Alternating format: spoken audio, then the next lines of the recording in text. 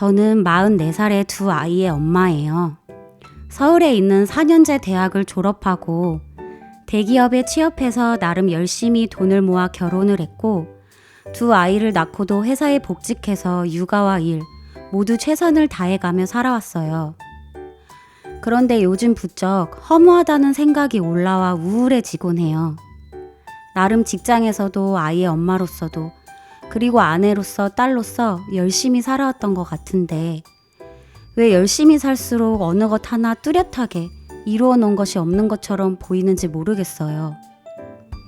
어릴 땐 40에는 뭔가 이루어 놓았겠지, 좀 편해지겠지 라고 생각했었는데 지금 40이 넘어서 제 삶을 보면 아직도 집이며 차며 대출을 갚느라 정신없어 부모님 잇몸치료 비용을 도와드리는 것도 어렵고 아이들도 아직 어려 앞으로 돈 들어갈 일도 많은데 더 좋은 학원이나 경험을 시켜주지 못하는 것이 미안하기도 하고 게다가 지난 20년 가까이 일하며 아이 키우며 망가진 제 몸을 보면 내가 뭘 위해 이렇게 살아왔을까? 앞으로 얼마나 더 이렇게 살아야 할까? 이런 생각에 빠지곤 해요. 오히려 친구들 중에 직장 생활도 하지 않는데 크고 좋은 집에 살면서 대출 걱정 없이 명품 가방을 몇 개씩 가지고 있고 SNS를 보면 늘 여유롭게 차를 마시며 여행을 다니는 걸 보면 나는 언제쯤 저렇게 여유 있어질까 하며 괜히 마음이 안 좋아지곤 해요. 나도 참 열심히 살아왔던 것 같은데 왜 나는 이루어 놓은 것이 없는 걸까? 내가 뭘 잘못한 걸까? 자꾸 이런 생각에 빠지고 우울해져요.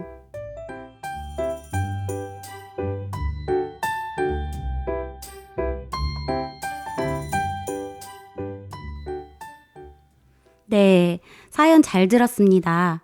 그럼 오늘도 사연에 이어 강사님과 이야기를 나눠보는 시간을 가지겠습니다. 강사님?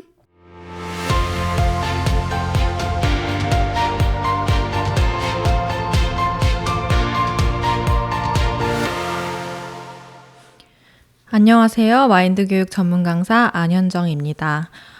오늘 사연을 들으며 생각을 해보니까 저도 40까지 몇 년 남지 않았고 또 두 아이의 엄마가 이제 곧 될 그 워킹맘이라서 상황이 비슷하다는 생각을 했어요.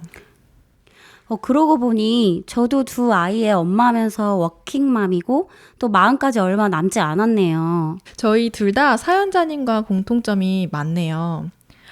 그런데 보통 우리가 이렇게 우울감에 빠지고 허무함에 빠질 때 내가 무엇을 보고 있나 잘 살펴보면 눈에 보이는 것들을 보고 있을 때가 많습니다. 내가 가진 것이 얼마나 있나, 돈이 얼마나 모였나, 내 건강은 어떤가, 이렇게 전반적으로 물질적인 것들이 많죠. 그런데 우리가 행복한 삶을 사는데 더 중요한 것은 마음의 세계를 알고 마음을 가꾸는 것입니다. 그래서 오늘 저는 삶을 바꾸는 마음 사용법에 대해 강연을 하려 합니다. 사연을 들으면서 저도 가끔 이제 친구들이 올리는 SNS에 내가 갖지 못하는 것이나 이 물건, 또 여행 간 피드를 보면 부럽기도 하고 상대적 박탈감이 들 때도 있어요. 네, 그렇지만 행복은 그런 물질적인 것들을 많이 가졌을 때, 내가 많은 것을 이루어 놓았을 때 오는 것만은 아니죠. 돈이 많다고 해서 명예를 가졌다고 해서 모든 사람들이 행복하지 않잖아요. 적은 것을 가지고도 행복할 수 있는 사람이 있는가 하면 정말 많은 것을 가지고도 늘 불행 속에 사는 사람들이 있을 수 있습니다.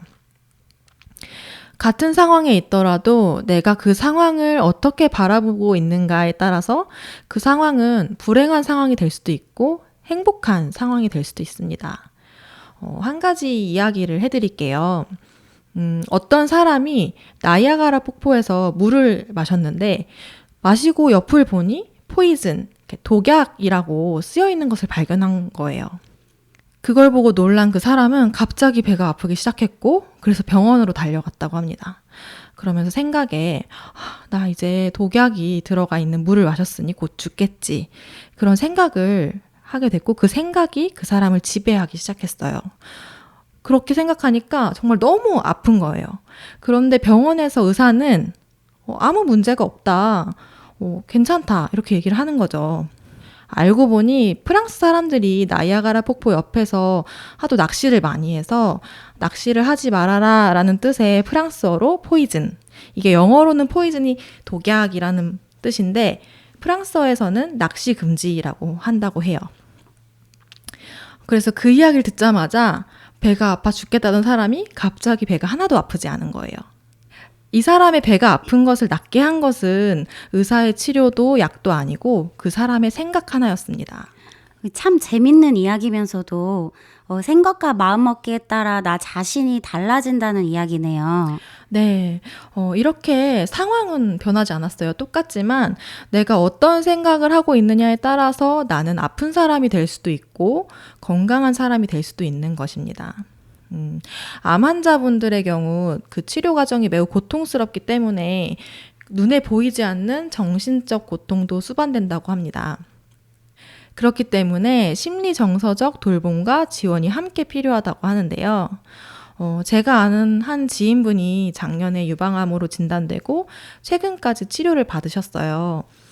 그분은 어머니도 암으로 돌아가셨기 때문에 본인이 암이라는 이야기를 들었을 때 자연스럽게 절망을 느끼고 죽음을 생각하게 되었다고 합니다. 그런데 그런 생각은 치료에 하나도 도움이 되지 않는다는 것을 생각해서 매일매일 나는 행복한 사람이다 라고 이야기를 했고 다 나았다, 건강하다, 더 많은 일을 해야겠다 이렇게 생각을 바꾸기 시작했다고 합니다. 그래서 이제 치료를 위해 의사 선생님을 만날 때는 의사 선생님이 많이 힘드시죠? 하고 물어보아도 아니요, 저는 행복해요 라고 이야기를 했고 어느 때보다도 밝은 얼굴로 지내면서 식사도 잘하고 그렇게 하다 보니까 아픔도 조금 덜 느끼면서 치료를 받을 수 있었다고 해요. 뿐만 아니라 병원에서 운영하는 암 환우분들을 위한 심리지도 시간에 참여해서 주변 암 환우분들에게 긍정적인 에너지를 전달해 주시기도 했어요. 암은 고통스러운 것이고 낫기 어려운 병이라는 마음에서 다 나았다, 행복하다, 더 열심히 살아야겠다라는 마음으로 바꾸었을 때 이분의 삶도 이게 정말 달라지는 것을 제가 옆에서 봤어요. 실제로 환자분들의 마음에 긍정적인 마음이 가득 찼을 때 치료 결과도 훨씬 더 좋아진다는 연구 결과도 있다고 합니다. 네, 정말 쉽지 않을 수 있는데 이 긍정적인 생각과 말, 또 이 긍정적인 에너지를 전달하시는 삶이 멋지신 것 같아요. 네, 그렇죠. 저도 옆에서 보면서 어떻게 암을 가지고도 저렇게 행복하게 살 수 있을까 하면서 되게 신기하기도 했고 또 대단하다고 생각도 했어요. 저는 헬스케어 관련 회사를 다니고 있어서 다양한 질환에 대한 데이터도 다르고 또 분석도 하는데 좋은 치료법을 계속해서 고민을 하고 이런 부분도 계속되어야겠지만 환자들의 마음을 점검하고 관리하는 것이 정말 중요하다는 생각을 하게 됐습니다. 또 다른 이야기 하나를 해드릴게요. 한 학생이 미국으로 유학을 갔는데 그곳에 있는 한인 친구들에게 따돌림을 당하는 일이 있었다고 해요. 타지에 나가서 한국인을 만나면 굉장히 의지가 되고 또 좋은데 그런 한국인들에게 따돌림을 당한다고 생각하면은 정말 마음이 괴롭고 어려웠을 것 같아요. 그런데 그 학생은 오히려 잘 됐다 이렇게 생각을 바꾼 거예요. 그렇게 마인드를 컨트롤하면서 한국인 친구들이랑 계속 있으면 영어가 빠르게 늘지 않을 텐데 미국인 친구들이랑 지내면서 영어 실력을 더 키우자. 그런 마음으로 미국인 친구들을 사귀고 그렇게 잘 지낼 수 있었다고 합니다. 이렇게 어려울 수 있었던 유학은 오히려 성공적으로 마칠 수 있었던 거죠.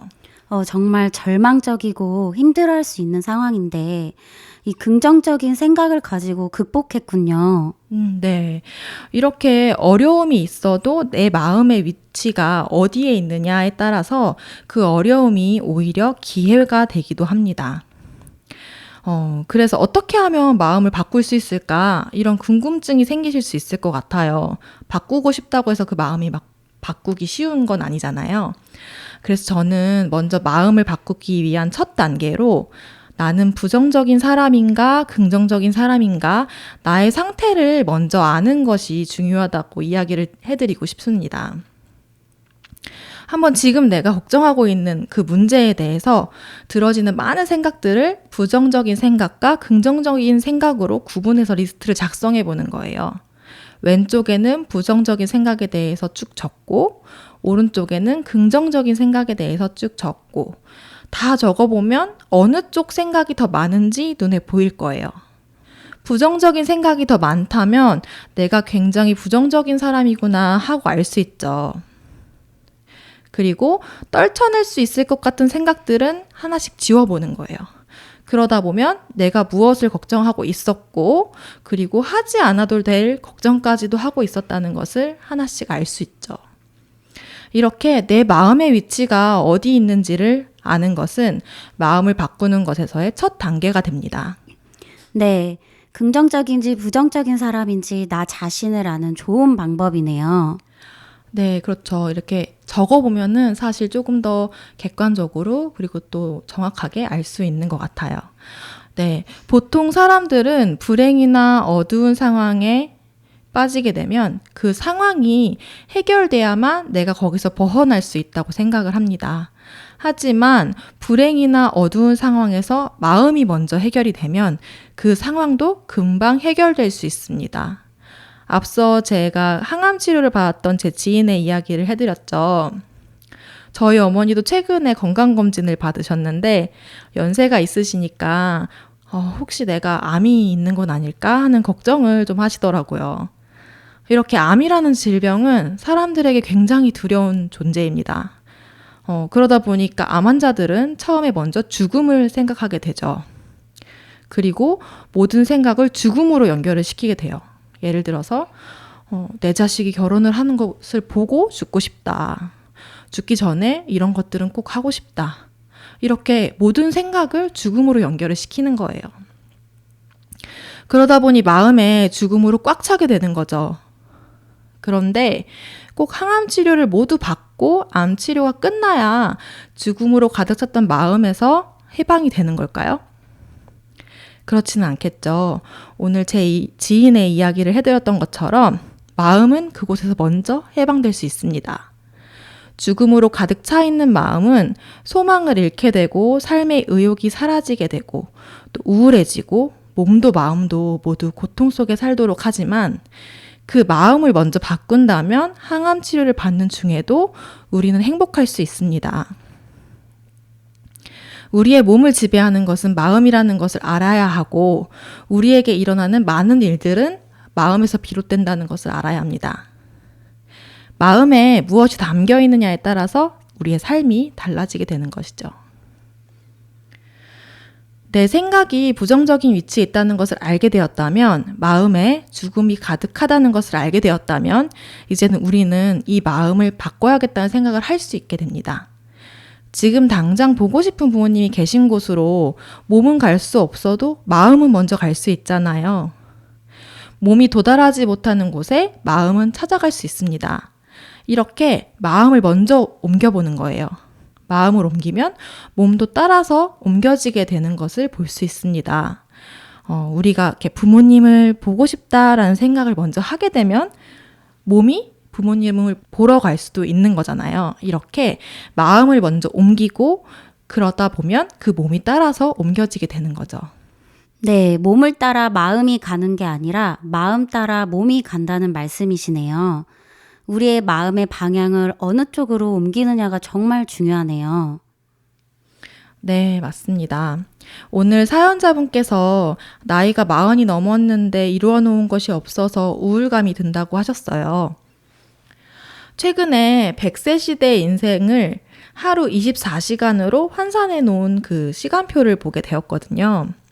오전 6시를 25세, 25살, 오전 9시를 37.5세, 그리고 12시가 되면 50세가 되더라고요. 그러면 사실 마흔은 오전 9시와 12시 사이가 되는 거예요. 이렇게 놓고 보면 마흔이라는 나이가 아직 굉장히 젊은 나이 같다는 생각이 들었습니다. 우리가 하루를 생각할 때 만약 내가 오전 10시에 있다면 오늘 하루 다 갔네. 이렇게 생각을 할까요? 아니면 자, 이제 아침도 먹고 집도 치웠으니 하루를 알차게 시작해볼까? 라고 생각을 할까요? 아마도 후자겠죠. 그리고 무엇이든 해볼 수 있겠다라고 생각을 할 것 같아요. 제가 대학원을 다닐 때 제 전공이 통계학이다 보니까 논문을 쓰는 분들의 통계 분석을 도와드리는 알바를 한 적이 있었어요. 제 기억에 아마 한 50대쯤 되시는 분들이 카페를 운영하고 있는데 조금 더 전문적으로 카페를 운영하기 위해서 전문대학원에 들어가서 커피에 대한 논문을 작성을 하셨고 그 논문 작성하는데 필요한 통계 분석이 어려우니 저에게 의뢰를 하셨었어요. 만약 그분들이 이런 생각을 가지고 있었다면 어떨까요?